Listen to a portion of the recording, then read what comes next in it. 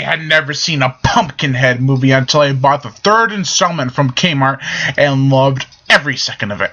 This was back in 2007, and I still enjoyed this flick, but not to the same extent as I did during the year of 2007.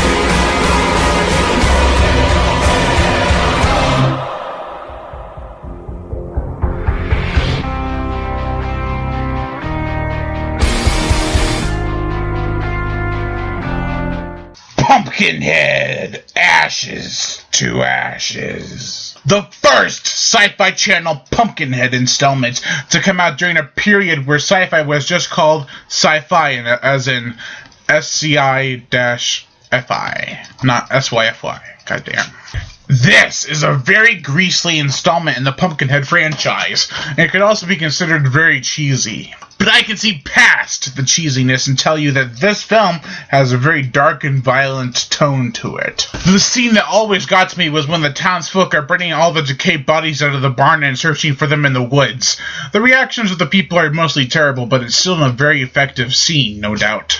Now, why were there bodies in the barn and in the woods? Well, the plot revolves around a surgeon who is played by Doug Pinhead Bradley, who sells body parts and internals on the black market.